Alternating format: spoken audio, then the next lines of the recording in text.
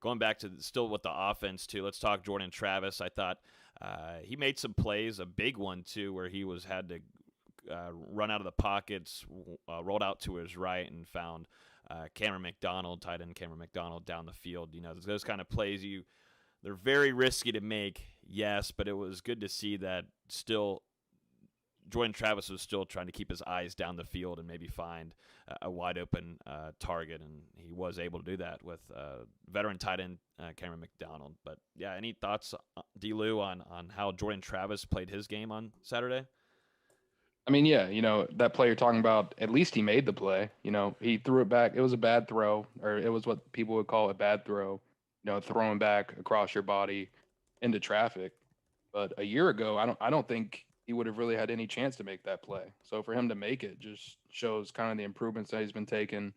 And we've heard the coaching staff, Mike Norvell, Kenny Dillingham, they've kind of talked about that progression that he's made this offseason, finally being fully healthy and just consistently being out there at practices and working.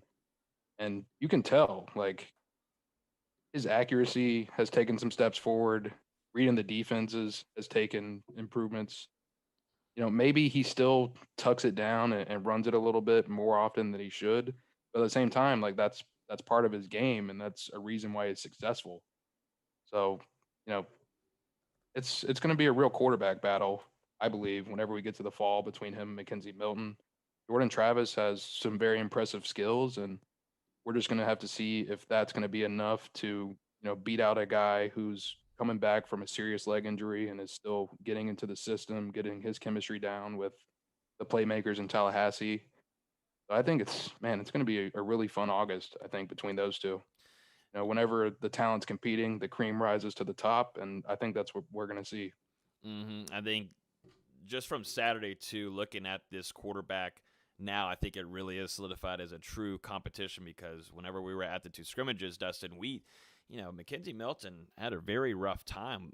These passes weren't being made during these spring scrimmages, and I think a lot of people watching it on TV for the first time and seeing Milton play maybe are thinking, oh, this is what he's been doing since he's arrived at FSU. This is just not even a battle. It's Milton day one no matter what. But, Jordan Travis was levels ahead of McKenzie Milton in these spring scrimmages. But when we headed to the spring game, whenever the lights and quote are on the field and Bobby Bowden field, Milton shows out, and that's something I was predicting. This is a kind of guy that does better when pressure's on him. It was just like Jameis was. When there wasn't a lot of people watching him, there'd be a lot of mistakes he'd make, and it wasn't phenomenal. But whenever it came down to big time games, maybe not Oregon or say, but when it comes down to big games, these kind of guys do better with more pressure on them. And I think this is going to play a big factor on the progression of Jordan Travis, having Milton there in that film room, there in practices, making reads, and Jordan Travis being like, oh, this is what I should be doing. This is what Milton's really good at. Maybe I should try to watch him and see a little bit of his game. I think this is this is exactly what Mike Norvell wants. He wants this quarterback room to develop, and Milton being in there as a veteran is key for Jordan Travis's progression as a successful quarterback.